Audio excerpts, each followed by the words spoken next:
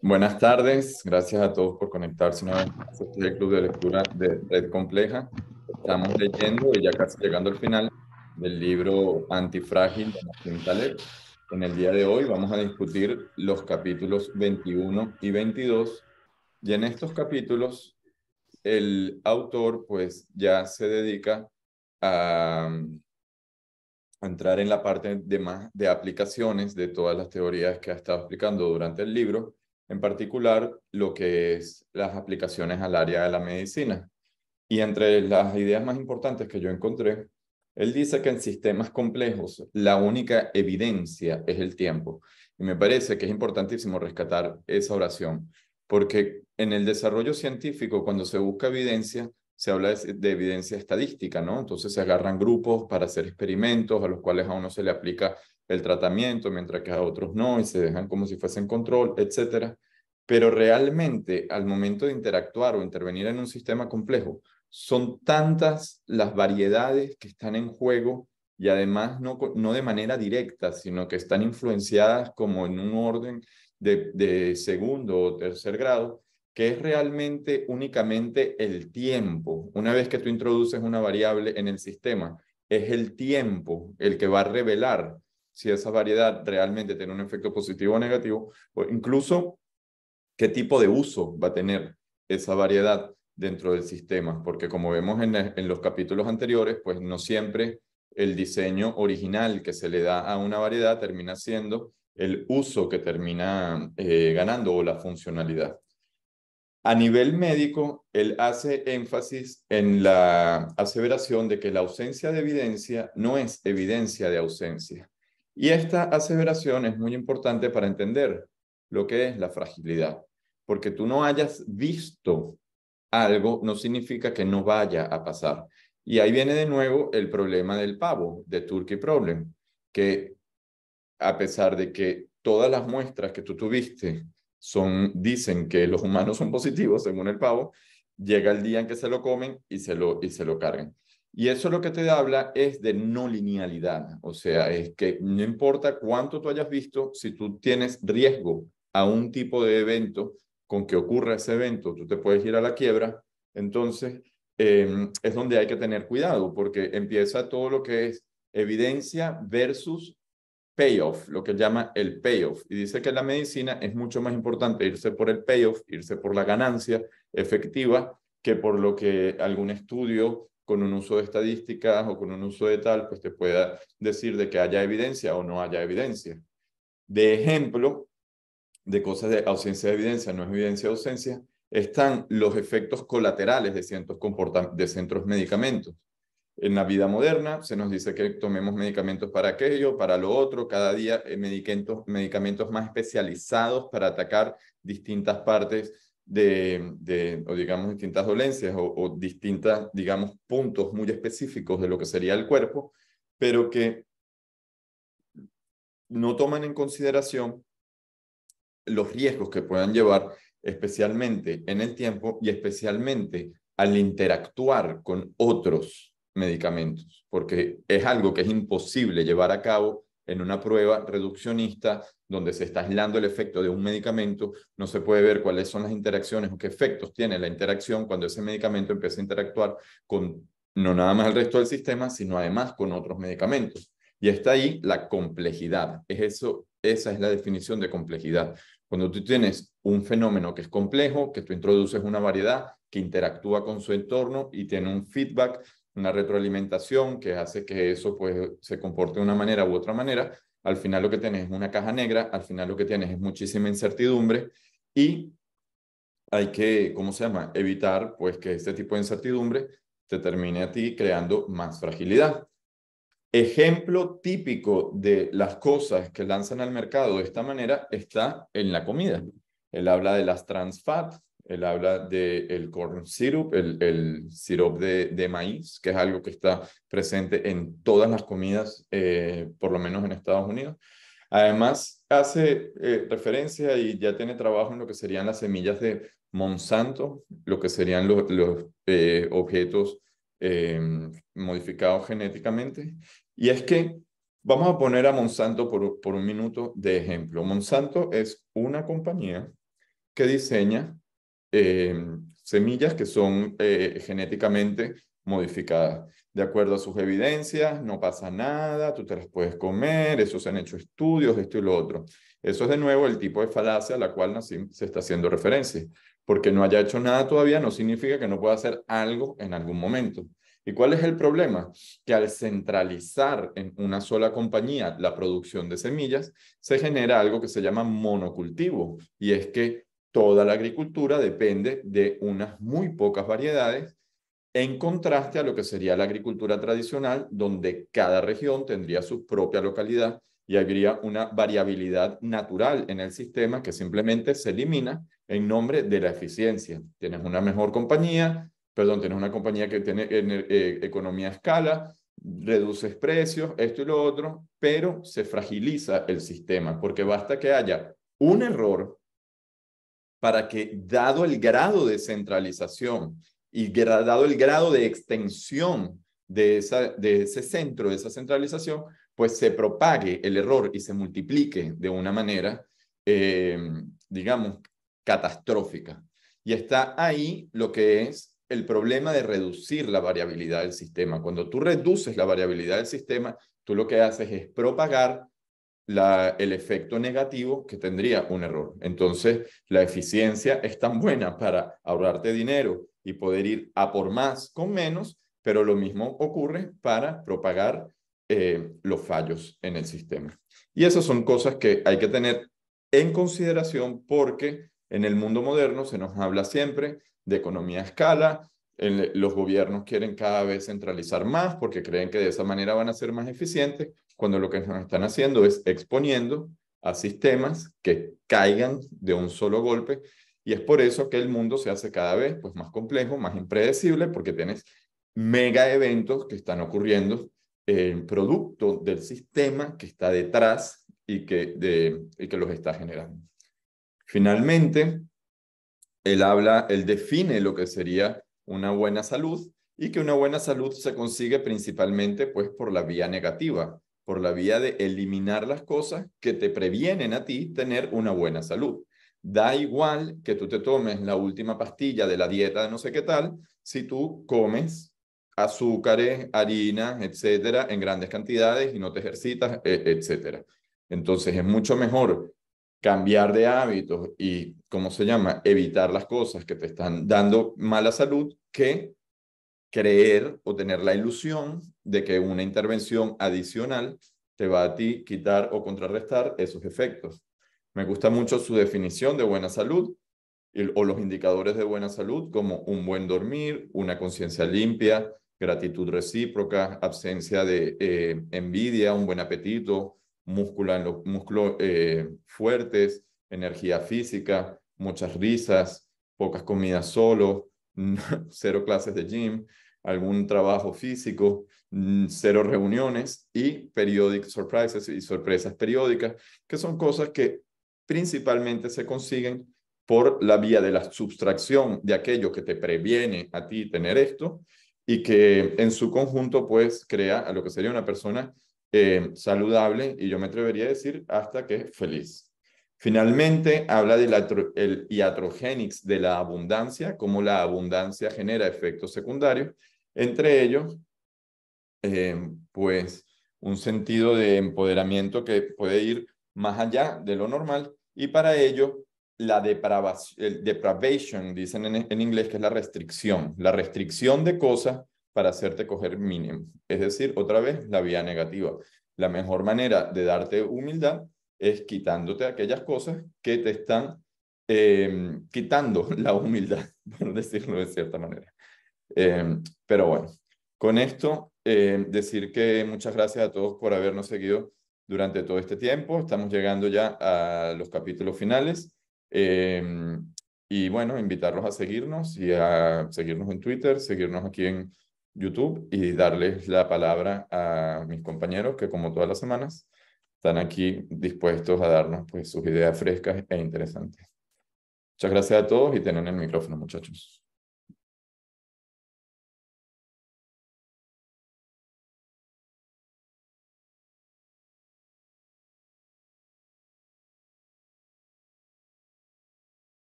A mí lo que más me llamó la atención de esta sección es la parte como de, ¿cómo se dice? Eh, la parte de vía negativa que es eh, cuál es tu evidencia y demás, esta forma de pensarlo, porque, o sea, pues la idea que siempre había tenido de Taleb o la forma que más se nota es que siempre dice que no a todo, ¿no? Entonces me interesa, esta parte de los capítulos me ha interesado ver cómo fundamenta más las ideas positivas, o sea, cómo fundamenta positivamente la vía negativa que utiliza. Total, en qué parte te llama la atención a ti la vía negativa que proponen estos capítulos? A ver, es que estaba buscando la sección. Ay, pero ya se me perdió. Ando medio perdido. A ver. Eh, a ver, me esperan un segundillo porque tengo aquí un pequeño desastre. Yo creo que lo que él dice como de decirle, bueno, primero que nada él dice que el no a todos porque dice que el no es más robusto que el sí, solamente porque existen más maneras en las que las cosas no funcionen de que realmente funcionen, ¿no? Con lo cual decir no aleatoriamente pues tiene mucha menos probabilidad de fallo que, que decir que sí a todo.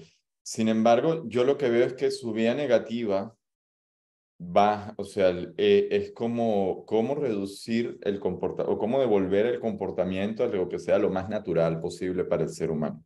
¿Qué es lo que el ser humano ha hecho durante miles de años? Porque realmente son esas las variedades que le han funcionado y que van a seguir funcionando, porque la naturaleza pues toma mucho más tiempo en cambiar que la parte cultural.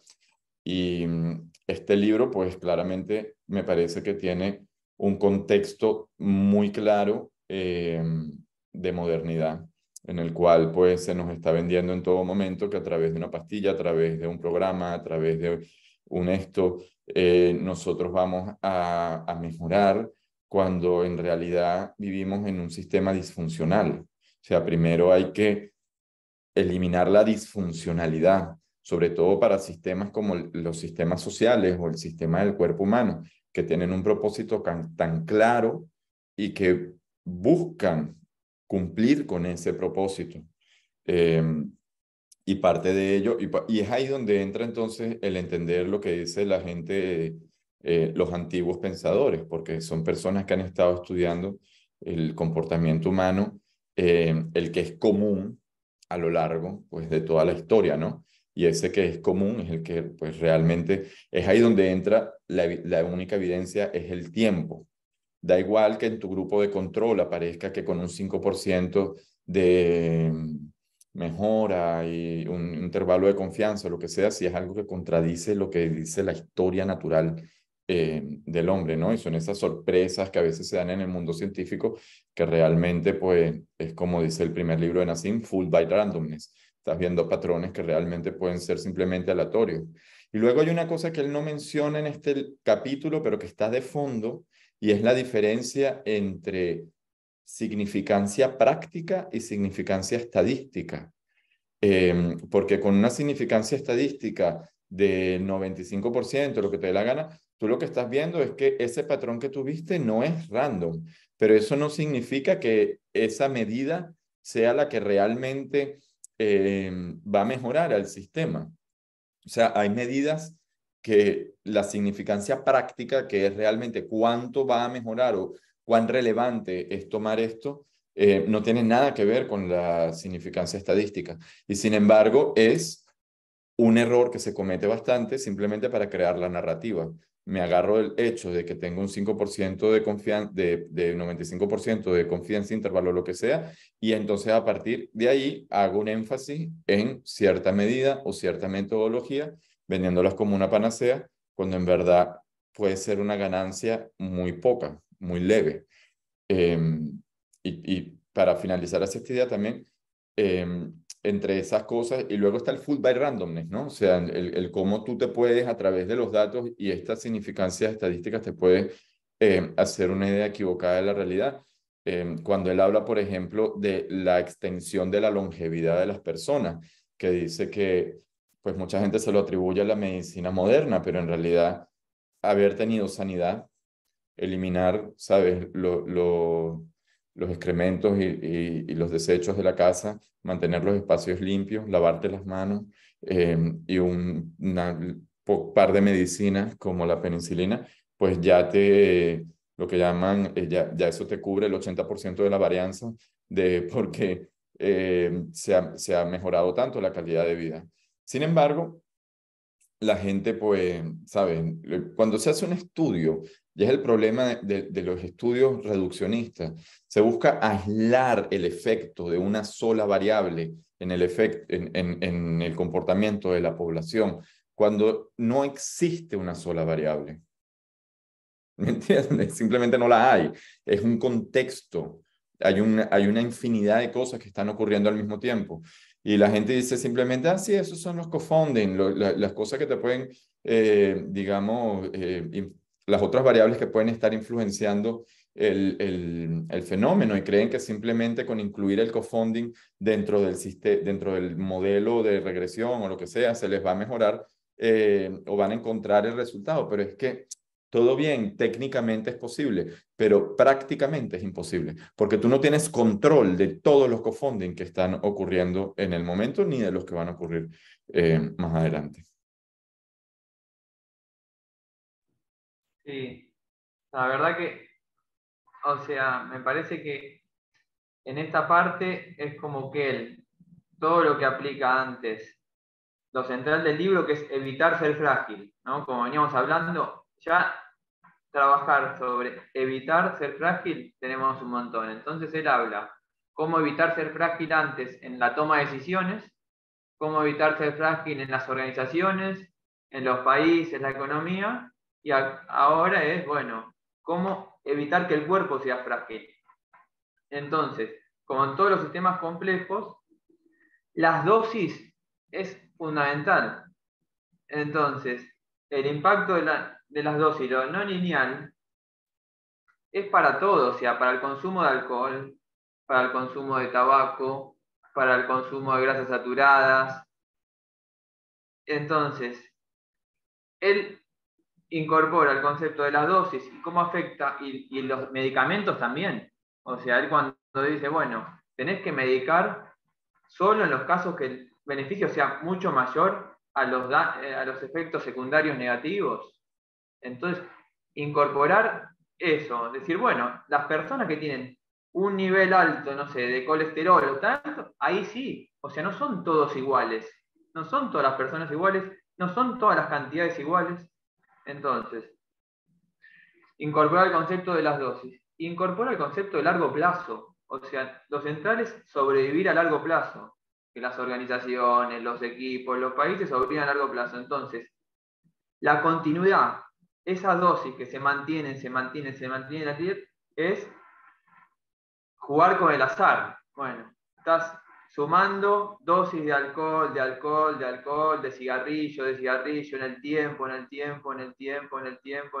Entonces, el concepto de largo plazo, vinculado a las dosis y vinculado al azar, porque bueno, todos los riesgos se van sumando. Es algo que él después explica muy bien en el próximo libro.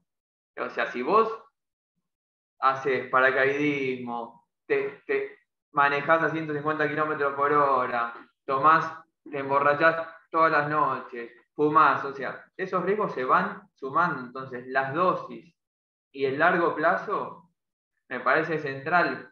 Entonces, esto de evitar esos riesgos que parecen pequeños en el corto, pero a lo largo se van incrementando, o sea, él cambia el foco, dice, bueno, evitemos correr esos riesgos si queremos sobrevivir a largo plazo. O sea, si el objetivo es sobrevivir a largo plazo, evitemos esos riesgos que se van sumando y se van sumando y se van acumulando. Entonces, me parece que como que atraviesa el libro el concepto de sistemas complejos y acá lo aplica al cuerpo humano, que para mí es recontra novedoso desde el punto de vista práctico.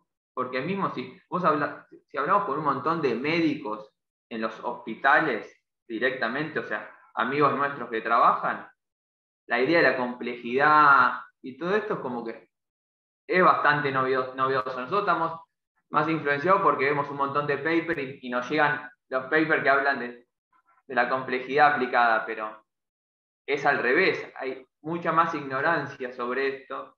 Entonces, me parece que si bien este libro está escrito hace 10 años, incorporar la noción de las dosis y los efectos y el riesgo y sobre cómo mirar al revés, evitar ser frágil. Creo que hay una frase que leí en uno de los libros de, creo que Charlie Munger o de Warren Buffett, que dice que es mucho menos costoso al sistema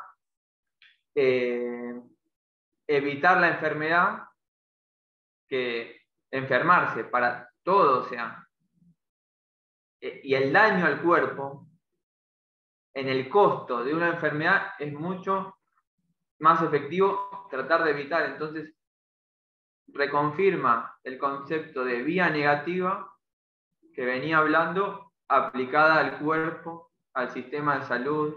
Me parece que hay mucho para sacar de esta parte.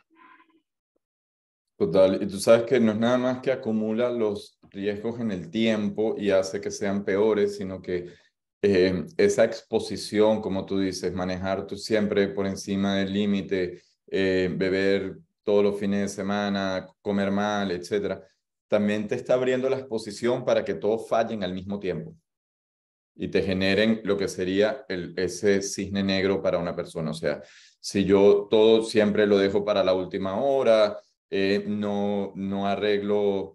Y fíjate que simplemente podrías tener un mal hábito como dejar las cosas para la última hora para que el mismo día que no hiciste el trabajo que tenías que entregar, sea el día que se te daña el coche porque no lo llevaste a reparar y sea el día en que te llamen de no sé qué parte porque no has llevado, ¿me entiendes? Y que te pase el Armagedón en tu cara y simplemente lo creaste tú.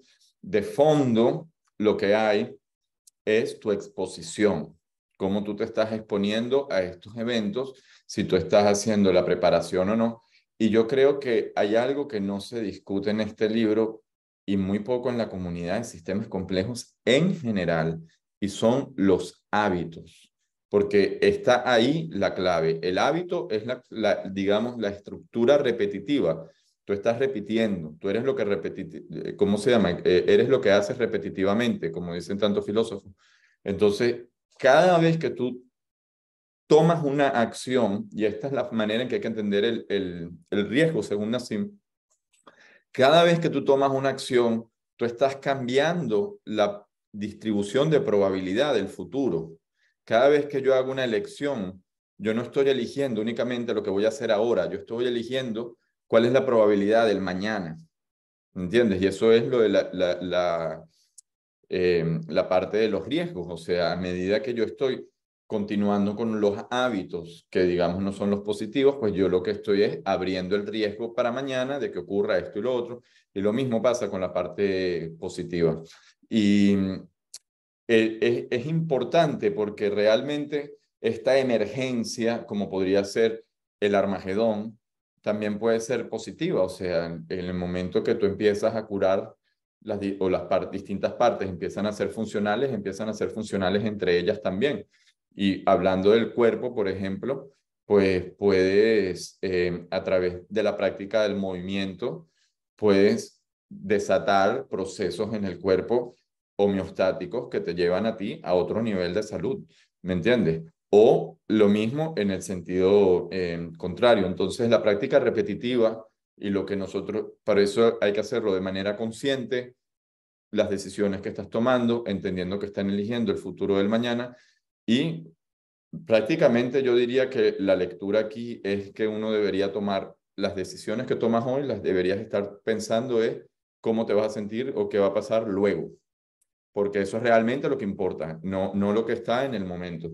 Y si piensas en las adicciones, esto como tú dices, del alcohol, esto y lo otro, esa persona está pensando en la gratificación inmediata, pero está poniendo a un lado lo que sería muchas cosas que más adelante podría hacer, si estaría enfocando digamos, esa satisfacción que te daría por conseguir cosas más adelante, pero aparte también está obviando cómo se va a sentir después de haber hecho el hábito. ¿Me entiendes? Porque por lo general ahí vienen los sentidos de culpa, de vergüenza, de tal, de esto y lo otro, y se quedan todos esos círculos, digamos, psicológicos en los cuales la gente pues se encuentra atrapada. Y yo creo que pues eso, la forma de romper todo aquello es pensando en probabilidades condicionales y eligiendo los hábitos, que al final son los pocos hábitos, less is more, que te van a generar la mayor exposición para el tipo de eventos que tú quieres que ocurran en tu vida. Y no solo te generan exposición a eventos, ¿no? También como que te cambian a ti mismo. Las decisiones de hoy hacen que mañana seas una persona diferente. En el asunto de adicciones, por ejemplo, un ejemplo que vi por ahí sobre adicciones es que para mí quizás lo más lógico sería probar la heroína una vez y ya nunca más, ¿no? Y es como sentir que fue la heroína, está bien padre y ya nunca volverla a tomar.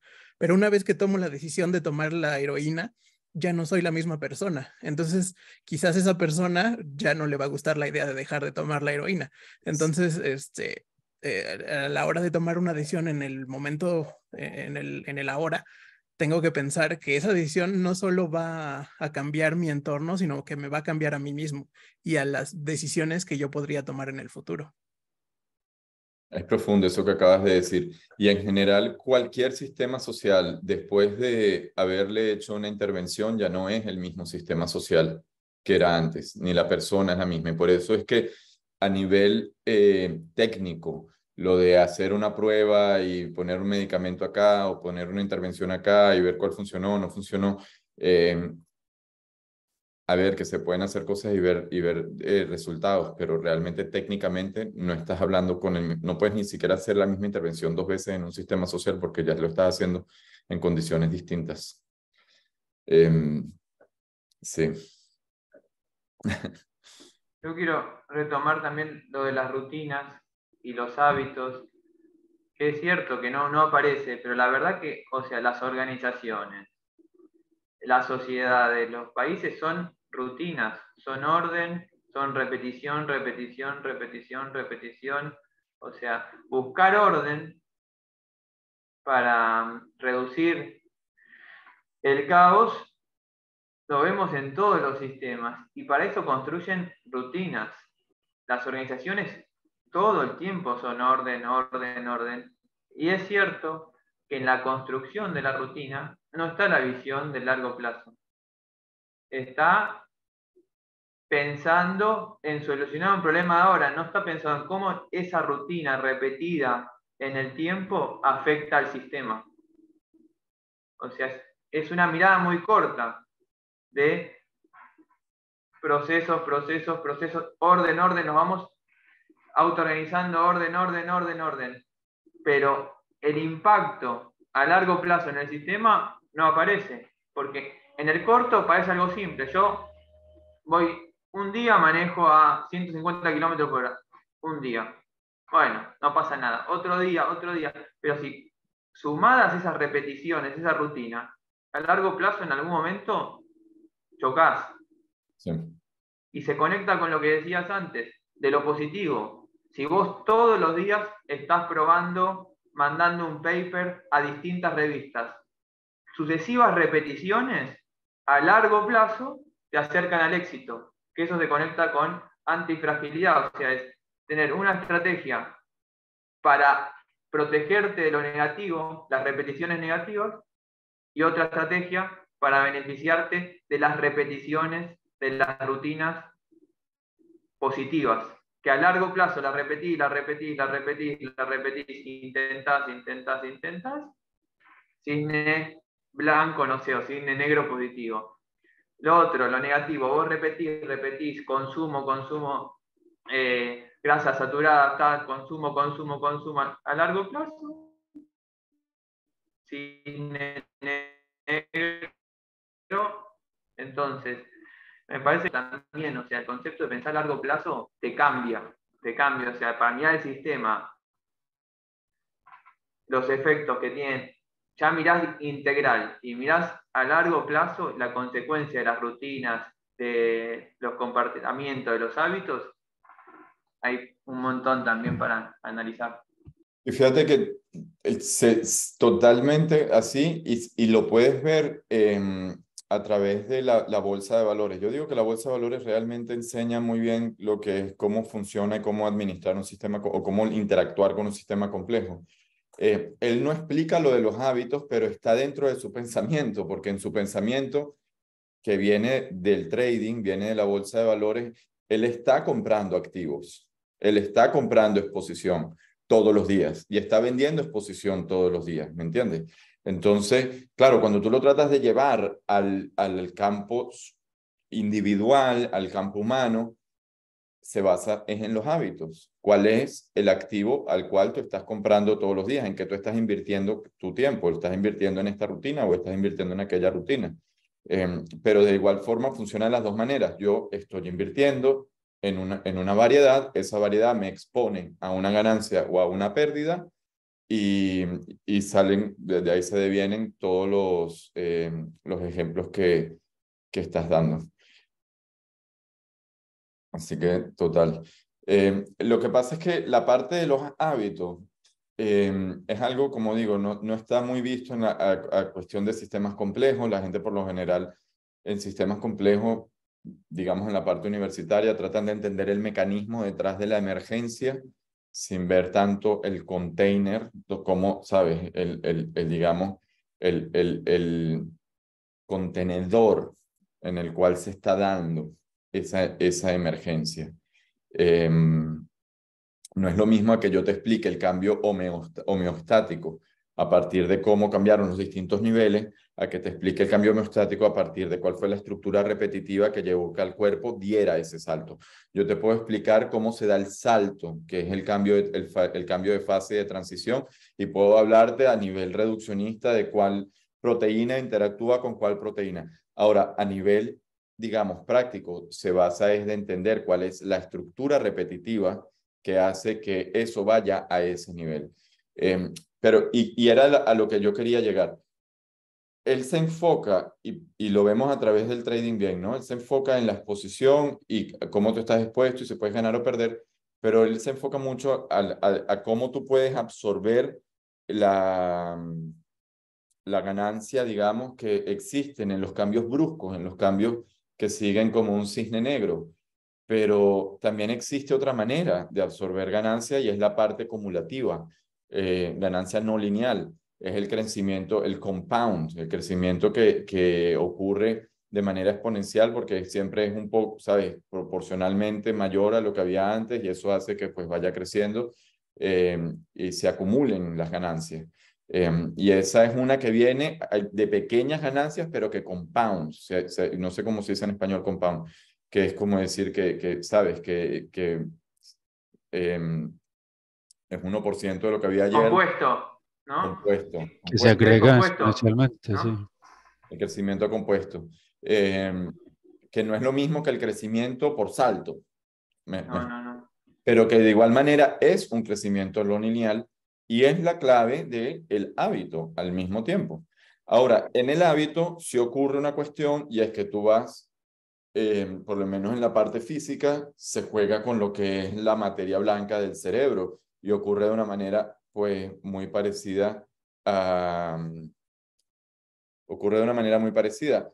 Tú empiezas a acumular poco a poco lo que serían las nuevas conexiones neuronales y llega un momento en el que esas conexiones se cimentan y en el momento que se cimentan, pues la habilidad se hace de una manera mucho más rápida y mucho más fácil y se cambia de nivel de una manera abrupta, de igual manera. En fin, son muchos conceptos de sistemas complejos que están detrás de todo esto y al final todo se junta.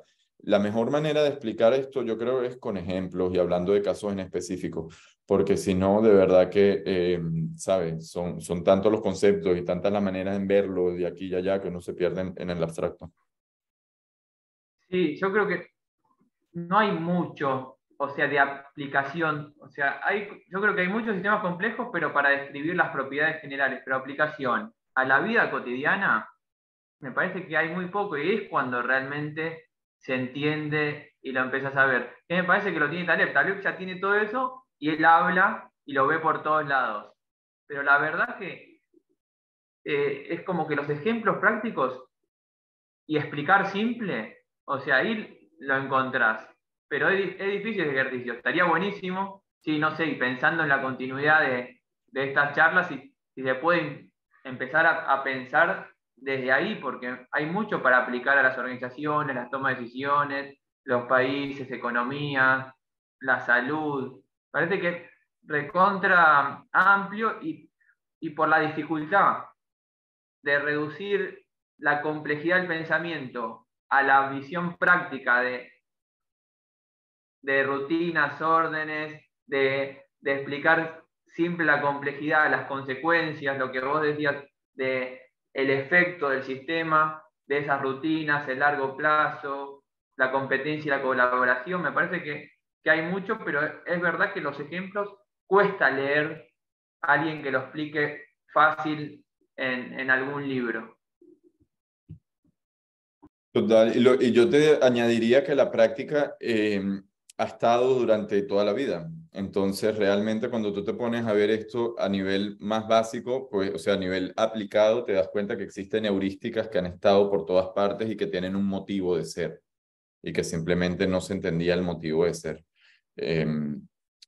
Porque simplemente pues el hombre ha estado lidiando con la complejidad de su individuo, del cuerpo, y la naturaleza lidia consigo misma también durante, sabes, toda la existencia, ¿no?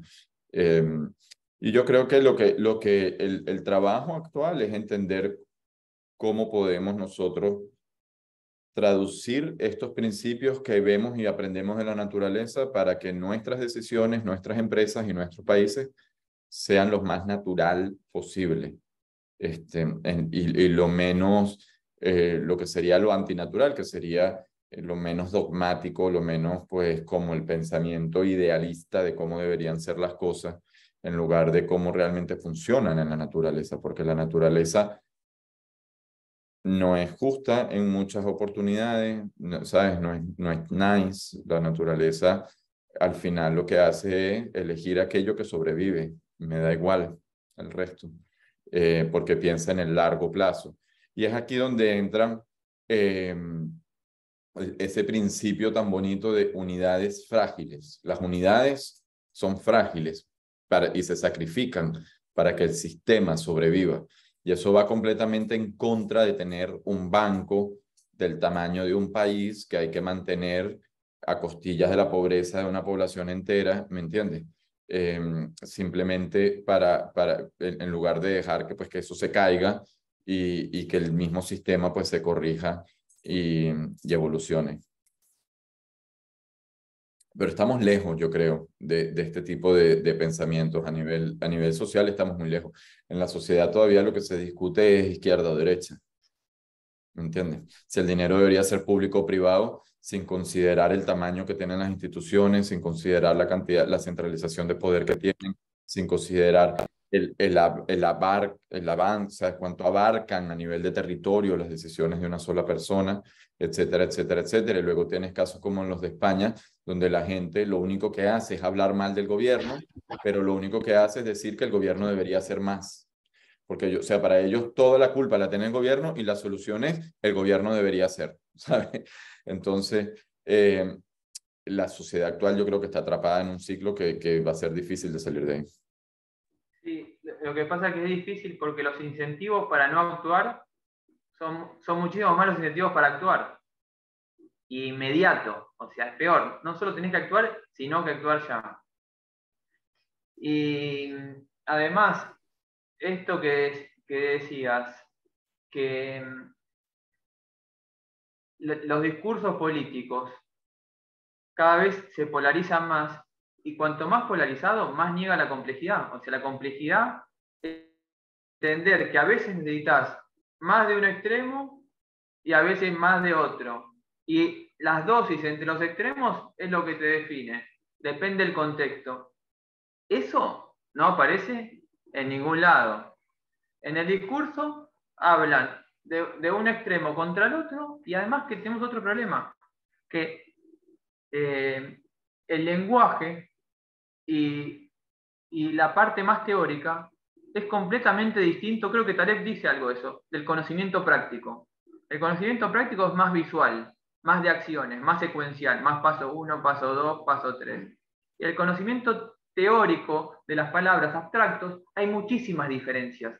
Vos podés hablar millones y millones y millones de años sobre teorías, discutir, pero cuando vas a las acciones son todos mucho más parecidos. Sí. Porque no hay tanta diferencia cuando empezás a actuar. Pero en las palabras hay muchísima diferencia. Entonces, dificulta todavía más resolver los problemas. Porque cada vez tenemos más diferencias y más teorías y nos alejamos más de las soluciones prácticas, de entender esta complejidad, que cuando sube el azúcar, vos tenés un mecanismo en el cuerpo para que la baje o la acumule. Y cuando baje el azúcar, vos tenés un mecanismo para que suba. O sea que se va compensando. Y en cambio nosotros vamos a la economía, unos son pro extremo Estado y otros pro mercado. Y no es entender que por momentos vos necesitas más Estado, por momentos más mercado y jugar con las dosis de cada uno. Pero bueno, eso no aparece, me parece, en el discurso, ni tampoco le sirve, porque sirve más confrontar en las palabras. Total, y lo que decías de solucionar problemas, yo lo que pensaba era también evitar crearlos, ¿no? O sea, porque evitar crear los problemas tampoco aparece en el discurso por ninguna parte, sino aparecen siempre solucionar, solucionar, solucionar, y eso lo que termina es creando más problemas. Y además tenés que actuar rápido, es peor, porque está la idea esa, hay un problema, entonces no tenés que dejarle el tiempo que el problema se vaya desarrollando y se vaya solucionando, o sea, los tiempos necesarios para que se vaya acomodando. No hay que intervenir siempre. Pero si no interviene el político, es como la gente dice, estás loco, ¿cómo no haces algo? Exacto. Exacto. Sí, él habla de que no hay, ¿cómo es que dice? Que no se le nombra héroe al que evitó algo, ¿cierto? No. Se resalta a menudo el que hizo algo y que se vio un resultado bueno por lo que hizo, pero al que evitó algo y obviamente que no, que no pasó una catástrofe o algo así, eso nunca se va a ver, entonces nunca se resalta. Pero en ese tema, cuando hablamos como de decisiones en la política, sí tenemos que hablar del tamaño. Y yo creo que vos, Lucas, has mencionado eso antes. Y de lo que él habla ya después en el Principia Político, en el próximo libro, cualquiera que sea el nombre que le va a poner, y es del tamaño. Colombia, por ejemplo, es más grande que Alemania, Francia y el Reino Unido juntos, o muy, muy similar a los tres juntos. Y cuando uno mira, cuando uno ve las cosas así, es muy loco que un tipo desde Bogotá crea que puede manejar ese país. Incluso hace 200 años, bueno, la independencia y todo eso, era el mismo tamaño de país, pero la complejidad era menor, ¿cierto? Y ahora no solo es con todas las ciudades y todas las tantos millones de personas y toda la globalización y todo, no solo es más complejo, sino que cuando uno lo compara como países como Alemania, que es federal, Francia, que miren lo que está pasando, e Inglaterra, que también tiene como esos países, pues el Reino Unido, digo, ¿cierto? Son varios países independientes, pero juntos.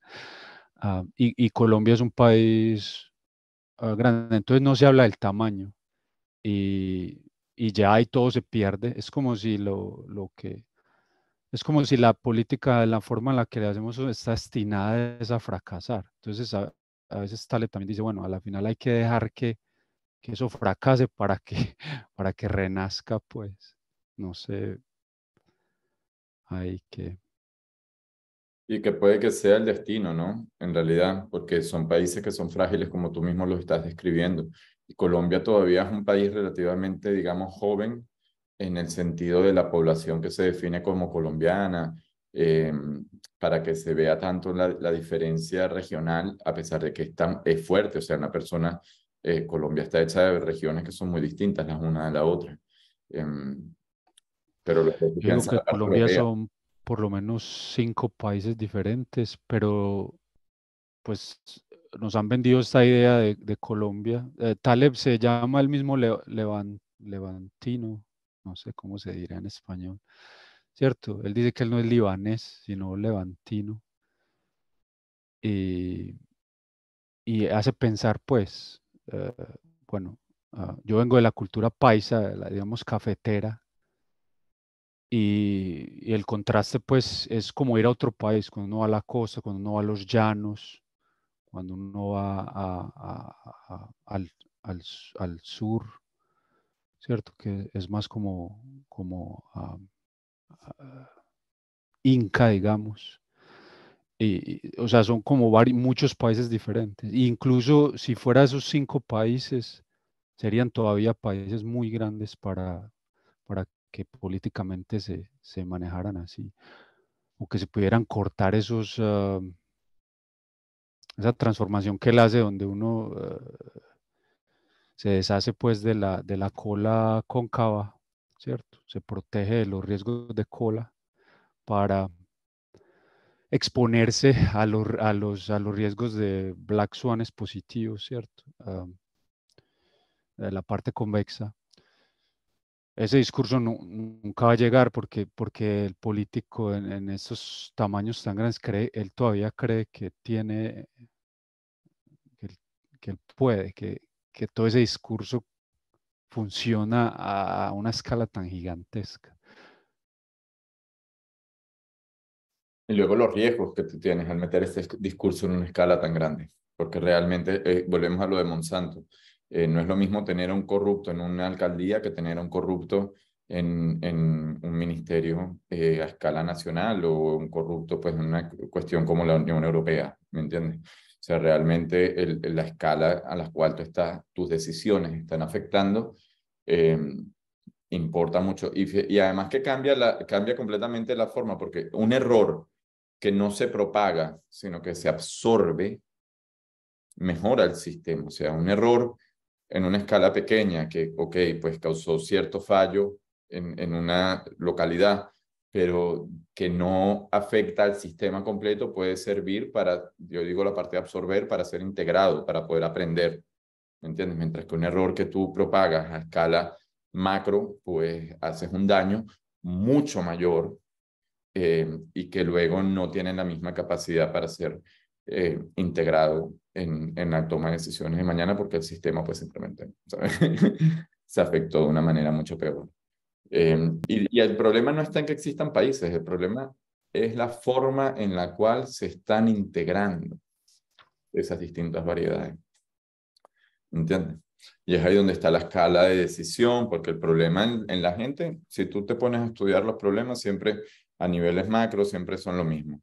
Cuestiones económicas, cuestiones de poder, cuestiones de recursos, cuestiones estratégicas, y sentir que mis decisiones, ¿sabes? Las decisiones de un grupo social, pues no se pueden tomar porque los de arriba siempre los están pisando, porque los de aquí siempre, como lo que siempre reclaman en España. El problema de España es que es una federación falsa. Es una federación, pero que muchas cosas todavía dependen sobre todo a nivel de impuestos, que es lo que a la gente le importa, depende de Madrid, o todo se centraliza desde Madrid. Entonces, la federación y la independencia, sobre todo la federación, es lo que hace pues que esas distintas regiones pues se sientan cómodas, y que contribuyan, para que sientan que lo que están contribuyendo pues para el país de gran escala, de cierta forma les está saliendo a cuenta, ¿no? No vino Murillo hoy, pero eh, me parece a mí que Brasil es como una federación también falsa, ¿cierto? Brasil es una federación, pero de todas formas hay mucho poder no sé, en Brasilia será, en el Juan centro. Pablo y Río, al final también, porque es que tú tienes la centralización de poder y luego tienes la centralización económica. Brasil realmente el poder económico que tiene, ¿sabes? Son unas regiones que tienen eso concentrado, y el resto, pues, falta mucha infraestructura, la verdad, falta mucho Faltan muchas cosas para que sea un país de lo que podría ser.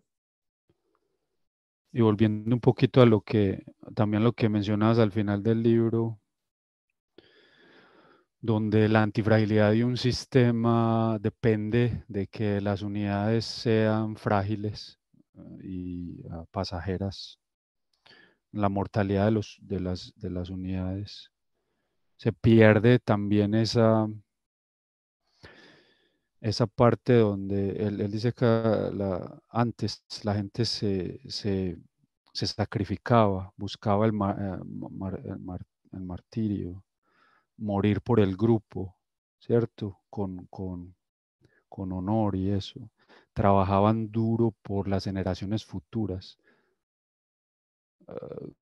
Cuando uno ve, o lo que yo he visto desde que era pequeño hasta ahora, es que eso se va perdiendo también. O sea, como que ya uno estudia y se va para la ciudad, ¿cierto? A estudiar. Yo terminé por acá en Alemania. Ah, y ya como esa localidad se pierde. Y entonces ya como que pues lo que también decían la vez pasada, se atomiza todo.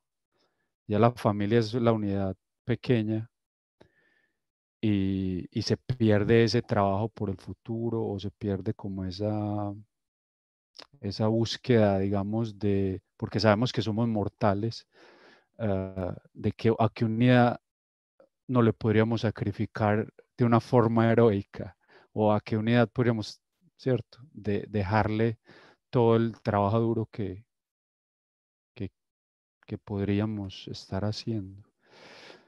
Muy, muy inspirador ese punto. Y el valor del sacrificio está ahí también. El valor del sacrificio, porque realmente la gente quiere el beneficio sin el sacrificio detrás. ¿Sabes? Tú quieres tener la independencia económica sin el sacrificio al tiempo y al trabajo y al estudio y etcétera, ¿me entiendes? O sea, quieres tener el cuerpo sin el sacrificio al esfuerzo físico que se tiene que realizar, quieres tener la salud sin, ¿sabes? Y el valor del sacrificio, que es algo que ha estado también en la sociedad humana durante tanto tiempo y que hoy en día pues ni se habla del valor que tiene realmente sacrificar hábitos, sacrificar tiempo, sacrificar el orgullo y una cantidad de variedades. Bueno, muchachos, muchas gracias por conectarse una vez más. Si alguien quiere comentar algo más antes de irnos despidiendo. Entonces también leemos 2 capítulos para la próxima. La próxima semana ya es el final. Vamos a hablar de la ética y de las conclusiones. Y Sí. bueno, después de esto nos vamos a tomar un descanso y retomar con... Es Vamos a que ver qué vuelta le damos al programa para la próxima ronda. Nomás de que ya encontré lo que yo decía al principio, que era la parte de Burden of Evidence, que a mí me parece la parte más interesante del trabajo. Bueno, en general de Taleb, o bueno, digamos que lo más relevante para mis intereses, es la parte del Burden of Evidence, es la parte que habla de Jensen's Inequality y en el campo de la medicina, Sí. que la Burden of Evidence, bueno, como lo entiendo, es que cambia, ¿no? O sea, que las probabilidades para aceptar o rechazar statements cambian a través del tiempo y a través de las situaciones. Entonces no lo puedes ver de forma lineal y la forma en la que lo conectaría con todo es que mediante los hábitos o mediante escalas o mediante todo este tipo de cosas, esa burden of evidence va a cambiar a través del tiempo y a través de todas estas situaciones. Sí, creo que ahí dice también que como la naturaleza ha hecho interacciones por tantos millones de años, entonces el significado estadístico de la naturaleza está por encima. Entonces, por eso intervenirla es el que interviene, el que debe mostrar que no hay efectos dañinos y Mm. no el que quiere evitar la intervención. Sí, muy, muy, muy bueno ese argumento, muy fuerte. Así. Bueno, muchachos, muchas gracias una vez más por conectarse, Alex, Danielo, y para los que nos siguen en YouTube, pues darle me gusta, darle seguir, seguirnos en Twitter. Después de este libro van a venir más o programas educativos, vamos a irlos diseñando entre todos. Y bueno, los veo la semana que viene para concluir entonces las sesiones. Un saludo y un abrazo. Gracias, hasta luego.